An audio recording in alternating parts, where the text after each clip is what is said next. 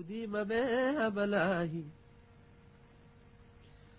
حبها ليعابر في فؤادي وناهي أهو الخلاني ينطق بالجواهر فاهي.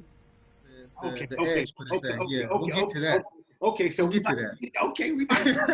So you know what I'm talking about. So yeah, you know, I know you know that in Philly, you know, just the last yesterday there were 3 homicides in Philly yesterday, and Detroit had a quadruple homicide. You know what I mean? In Detroit. Oh yes, I've seen that on the internet. Yeah, that was senseless, man. Our people, man, we gone right now, so, man. You know, for me, it's just it's like how do you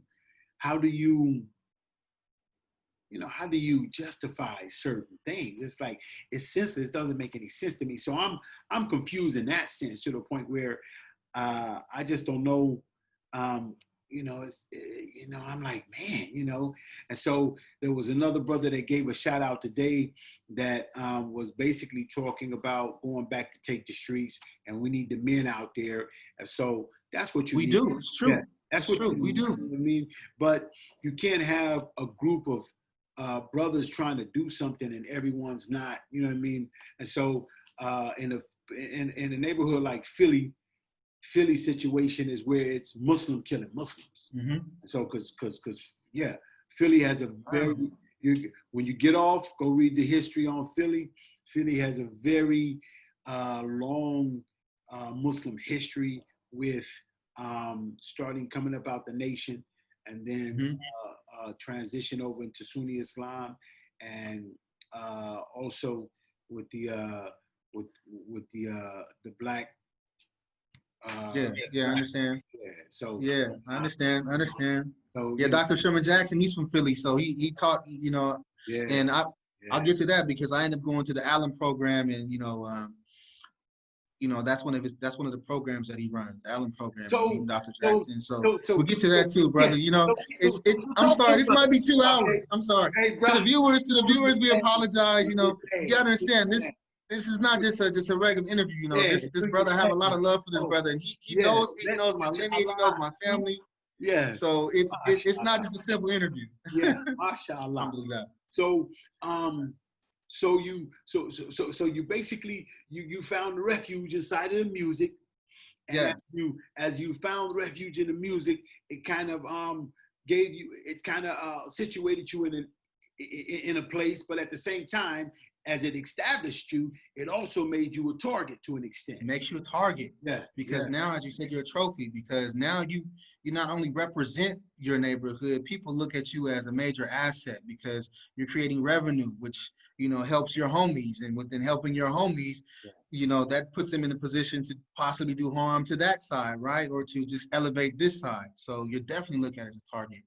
And through that, you know, years later, that's one of the instances where, you know, I was involved with some people musically that I thought we were cool musically, but they had a different agenda. And, you know, they ended up trying to, you know, do me harm. They ended up trying to rob me and some other stuff. And, you know, that was the breaking point for me to let me know, because people were hitting me up like, you know, Sonny Bo, man, I'll take care of that for you, man. But all I need you to do is this for me. You know, I'll take care of that for you, but all I need you to do is this, do that for me.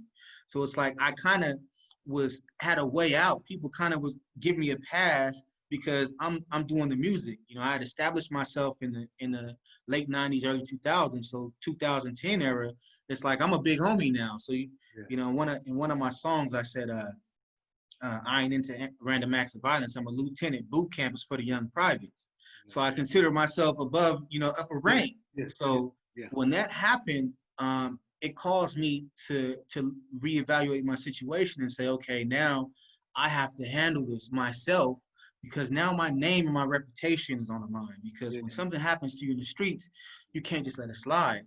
And in that situation, that's when I really felt, you know, Allah guiding me, because I was pretty much about to crash at that particular point. You know, I'd been going through a lot of stuff. My mother was going through some health issues, and you know, you know, you go through situations, you kind of start making those promises like, Allah, if you get me out of this, I'm gonna square up, I'm gonna go, But then sometimes you go through some situations that force you. And I had to really make a decision, like whether I'm going to risk everything that I have in my career. At this particular point, I had some albums that were #1 on iTunes. You know, I'm not just a local figure anymore. My music was selling all over the world. And so I'm an established rapper. And I had to make a decision. Was I gonna, you know, go this way, or was I gonna, you know, be the street dude that people are expecting me to be? Because now they hear this music, right? And it's sad because, you know, looking back, you know, I think about the brother Nipsey, because when I came here, you know, I got a lot of calls. You know, Nipsey was very close to the San Diego scene. He used to come to San Diego a lot before he blew up, like 2010, 2011. And so my homies would hit me up like, man, you know, you're our Nipsey. They used to say this to me a lot. You're our Nipsey, you know. You really represent for the turf. You know, you really put on for us. You're like our Nipsey. So when he passed, I really felt that. And somebody sent me a message like, man, you know, the way you left the turf, that could have been you, because you wouldn't have left. I wouldn't have left the turf. I would have been in the turf.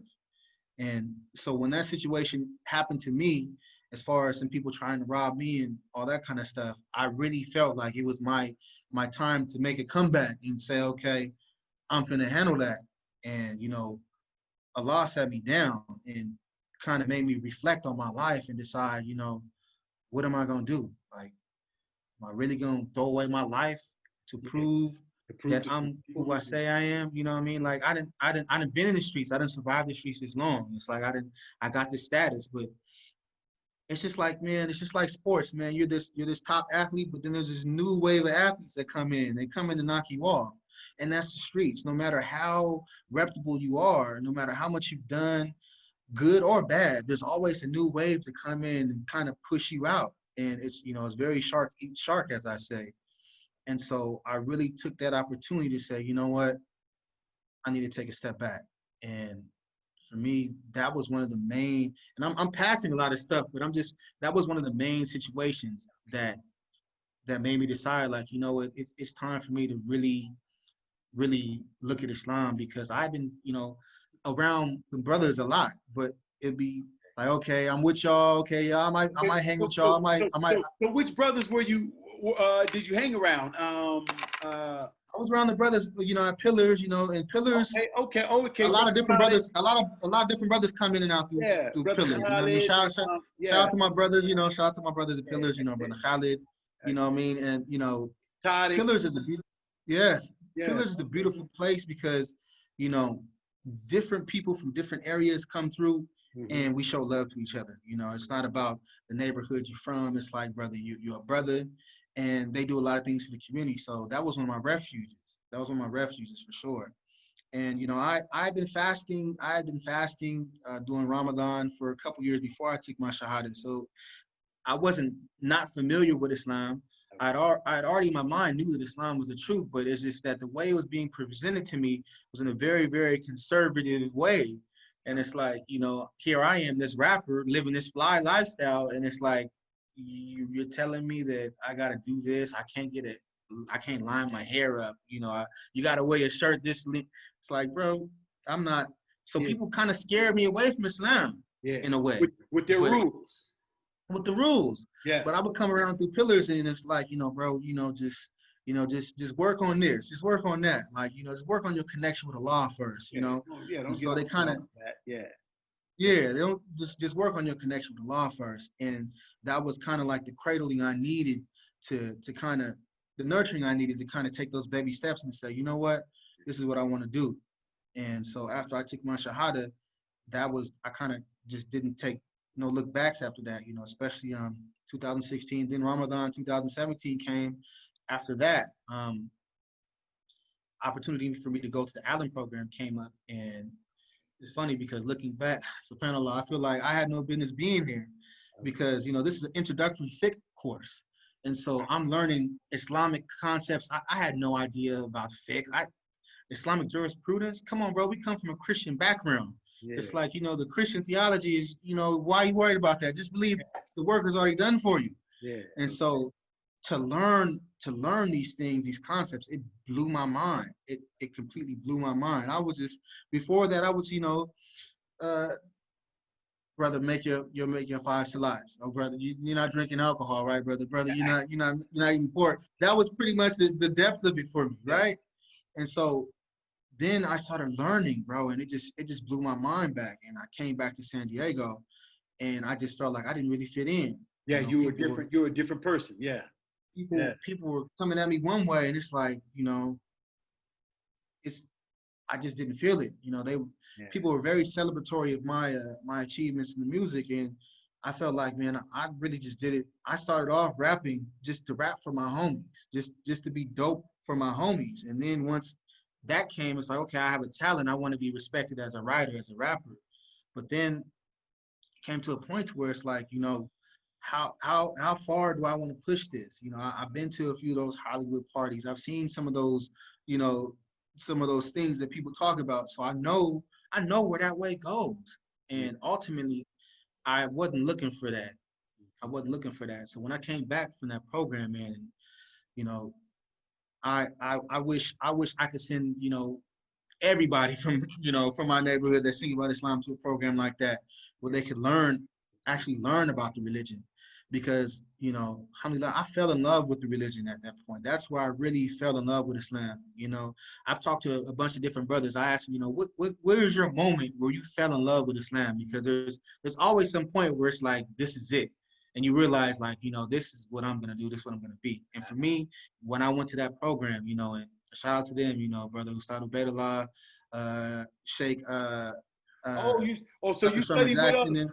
you studied with Mendez? Yeah, Huh? I was there. I went to the Allen program in Chicago. I was there. With Bedullah Mendez? No, Ubaidullah Evans. Okay, Evans. Okay. Ubaidullah Evans. Okay. Yeah, Okay. Dr. Sherman Jackson. Okay. Okay. In them. Yeah, and Okay. so that just, it blew my mind. It made me have a love for Islam that I didn't know existed within me. And my hunger for more, that's where the hunger for more, just developed. It became serious. Okay. And so that was the actual me coming into Islam. But there were several different scenarios that always pointed me towards Islam. And I had some different instances where people try to take me to church, and when I was younger, about 15, 16, and make me get the Holy Ghost. Or one time they actually locked me up in the basement of the church, like, we're not gonna let you out until you guys get the Holy Ghost. Serious stuff. Like, when I was 16, I decided I was through with Christianity. Like, no, I'm just spiritual. I was listening to Tupac at that time, so I'm just spiritual. I'm not religious. I'm spiritual. So I left that theology a long time ago. And alhamdulillah, I have an uncle that's he's been he accepted Islam like 30 years ago, and he's been one of the pivotal people in our communities as well, Brother Adam Jeffers. Yeah. I throw that name out there. Yeah. Right, Dr. Adam Jeffers. Professor. And so Yeah. Professor. Yeah. Dr. Adam Jeffers. Yeah. So he was one of the people that I looked up to, and he would always make some time for me to give me some jewels, but he wouldn't ever just push me. He wasn't forceful. And alhamdulillah, if it wasn't for him, a lot of the brothers that I connect with on the strength of him. And so him being who he was definitely helped me, come into Islam and be received the way I was received. Because I really was received very well. I was received very well. Okay. So all of a sudden you you take your shahada, or Yes. you go to the Allen program, okay? Yeah. Or did you take your shahada before the Allen program? Before the Allen program was summer of 2017. My shahada was December 2016. Okay. Who you take your shahada with? With your uncle, or with at one of the masjids there? That's an interesting story, because when I took my shahada, I was talking to my uncle, and he was like, "Man, I hope you're just not doing this for me, right?" I'm like, "Nah, I really want to do this." And he's like, "Okay, go down there with the brothers, go down with the brothers." And so when I started coming around the brothers, they kind of assumed that I already took the shahada with my uncle. I'm like, nah, you know, I'm kind of coming down here, kind of coming down here to take the shahada. They're like, man, just, you know, just come in, just come in. And so honestly, the actual physical testament of my shahada, I would say it happened in December 2016, because that's when I really decided, like, you know, this is it. I've been studying, I've been reading Quran, I've been watching lectures, and it's like, you know, you watch those lectures. If you're ready to be a Muslim, you know, you raise your hand right now. Yeah. It's like, yeah, okay, I'm a holler at my uncle, but I actually never physically, a brother never physically gave me the shahada, Okay. and so that was interesting. That was interesting. Okay. Subhanallah. Subhanallah. Okay. So you took your shahada. You went to Chicago. You did the island program, and then boom, you went back down to San Diego. So at what point? Because now you way over here. You know It happened quick, bro. It happened quick. SubhanAllah, it happened very quick, because, you know, literally the day I decided, I was sitting in my room reading the Quran, and I had read the Quran before. And to take it even back further, around 2011, I got into a very serious car accident, you know, near fatal, broke pelvis. I was bedridden for like 6 months. And so my uncle brought me a Quran. I was reaching out to people, I couldn't walk. So just bring me anything. I'm reading everything right now. SubhanAllah, that's neighbors sound like they're drilling. But he was like, I got a book for you that you should read. And I read the Quran, and that was the first time I had read the Quran. I was like, yeah, this is it. But I got well, and the streets and the fast life called me back, and it's like, okay, I'm gonna get back to that. But in 2016, I remember, because my mother, she had a heart situation. She had got diagnosed with heart failure in December 2015. And, you know, I kind of helped her, nursed her back to health. I kind of wrote it out with my mom for like a year. And I made some promises to her, like, you know, that I was gonna transform my life, because, you know, I started getting back into the streets, you know, with the streets. And right now, everybody's on these opiates, you know, the drinking the syrup and the promethazine, codeine. If any of you guys go look at my old videos, you'll see that I had a fond affinity to the promethazine, codeine, right? So yeah, I saw that. Yeah, I saw it in one of your and so I made the promise to my mom that I was gonna stop. And then around December 2016, you know, I had made that, you know, that dua, like, Allah, if you just save my mother, like, you know, my mother's all I have. If you just save my mother, you know, I'll make that turn. And, you know, alhamdulillah, my mother ended up getting well, and I was like, okay, I'm gonna do this for real. I'm gonna do this for real. And so at that moment, I read the Quran again, you know, and I started implementing the Quran, reading the Quran daily. And that's when I really made the decision, like, okay, this is where it's gonna be. This is where my life is gonna go. And that was December 2016. Okay, mashallah. So all that took place, but once again, you sitting right here, bro. You way over the other. So, you know what I mean? Yeah. For me, it's like, you know, because it took me a couple of different transitions to end up where I'm at right now, and where I'll call home.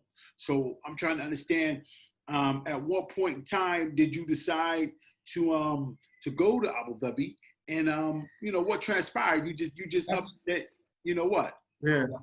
I'm simplifying a lot of it, brother, because it really is a lot. But, you know, my uncle, Dr. Jeffers, he'd been here for about maybe 5 years prior to me coming here.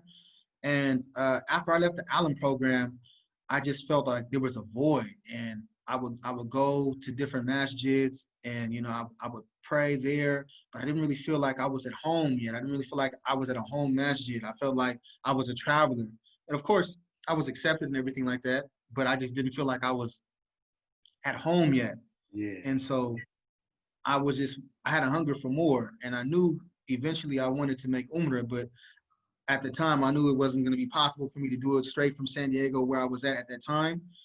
And so my uncle was like, man, you know, if you're ever thinking about coming out this way, you might want to come visit now. Now is a good time. And so I honestly came out here with the intentions to visit and to kind of like find myself and decide where I was going to go and which what year way, was because that?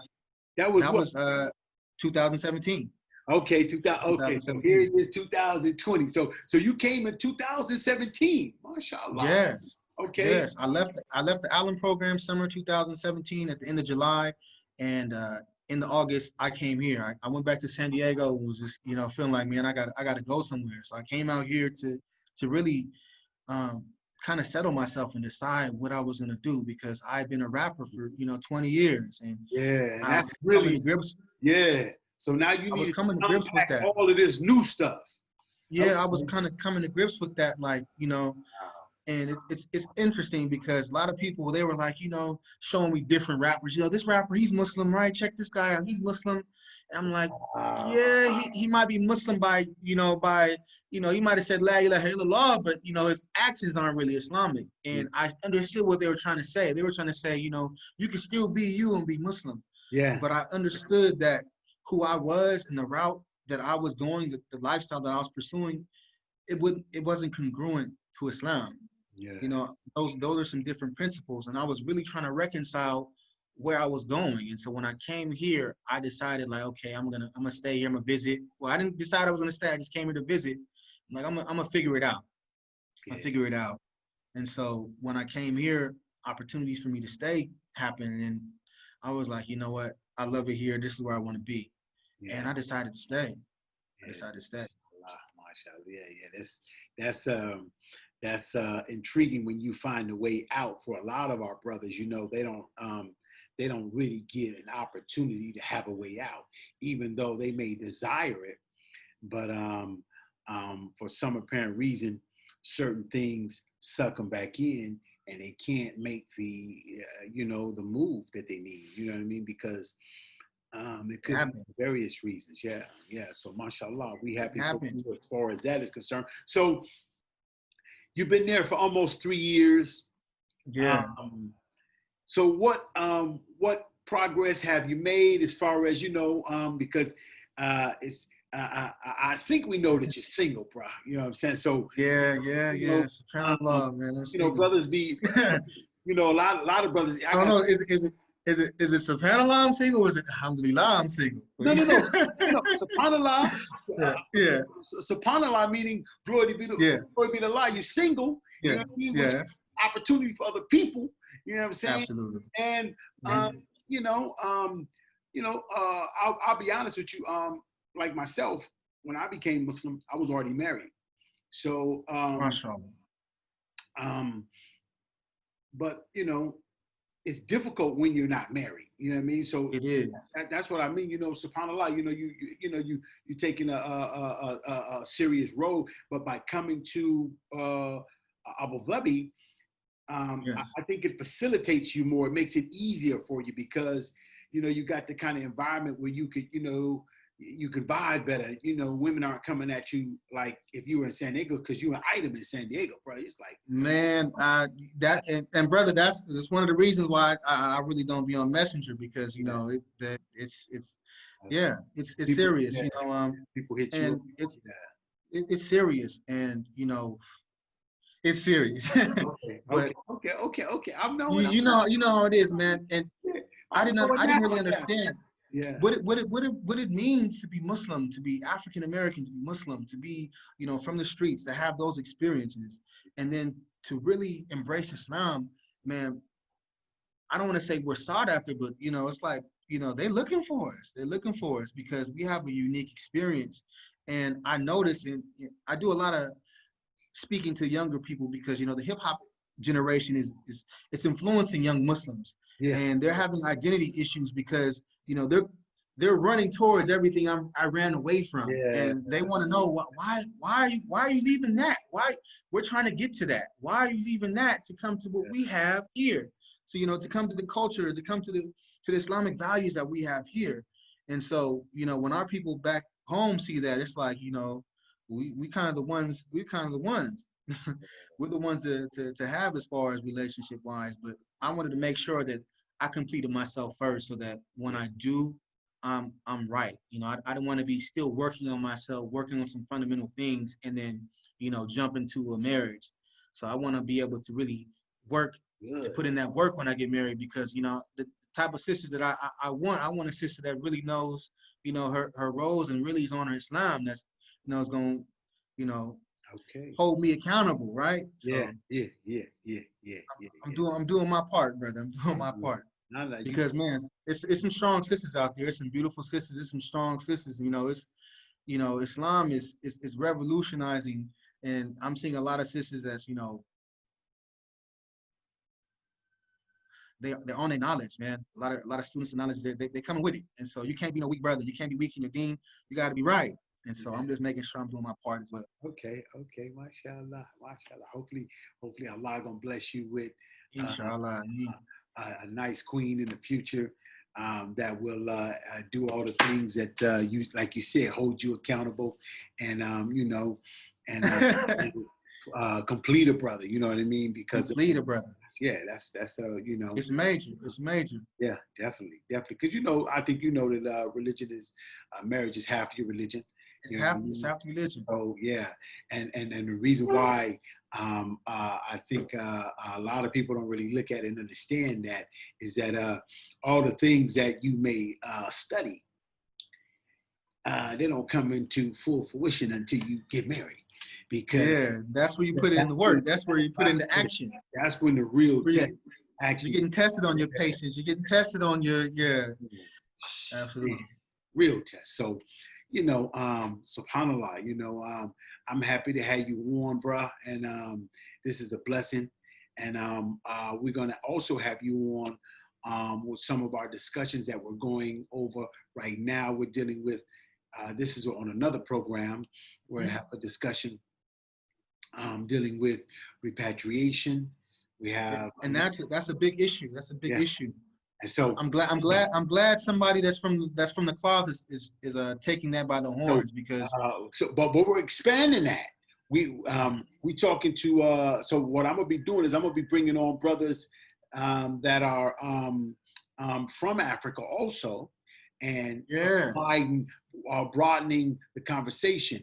And so also we're going to be talking about reparations, but also reparations from United States and the West, and also yeah, reparations and from African countries that absolutely, had a part inside of the absolutely. enslavement of Africans and African Americans. So it's a lot of different topics that we're going to unpack. Those are on another program, but the same channel. Okay. And so I'm gonna tap in and make sure that I contact you when Absolutely. I decide to hold those other programs, man. And like I said before, it's a pleasure to have you on here. And It's a pleasure to be here. It's I'm a gonna make pleasure to be sure here. that I reach out to you again. And Alhamdulillah. any message you want to give to the youth or to any of our audience, just go ahead and whatever, any message that you want to give, just go ahead, take a minute to, you know what I mean. I get a lot of questions. People ask me, how did I come into Islam, and they want advice on what they should do. And my honest advice is for them to kind of study the religion, learn about the seerah of the Prophet, peace be upon him, learn about what was going on in 7th century Arabia, why these revelations started coming down, what was going on at these times. Understand the history of Islam so that when you do decide to read the Quran, you have some context and you'll understand a bit better. And you can use that to kind of reflect what's going on in your life, and you can see the similarities of what was happening then and the same stuff that's happening in the United States right now. It's the same scenarios, right? And you can see how Islam, how it revolutionized and changed the people there, and how it could revolutionize and change you from within. And so, um, I wish more of my brothers would just, open up their eyes and their hearts a little bit more, and, just take a look. I think right now with everything that's going on in the world with Corona, I think now is a time that the more of us are going to start looking for solutions, and Islam is the only solution. So, Without further ado, we're gonna close out right there. Y'all heard it from the brother right there, Malik. all right, brother. Once again, you're welcome, bro. And we're gonna be contacting you again. I'm coming back, brother. I'm coming back, inshallah. Yeah, definitely. We gotta have you. You know what I'm saying? And so once again, we leave out. Assalamu alaikum. Wa alaikum salam wa rahmatullahi wa barakatuh, brother. Thank you for listening and watching. If you like what you've seen, حبها please subscribe, ليعابر في hit فؤادي the notification وناهي button, أهو and الخلاني also ينطق share. بالجواهر فاهي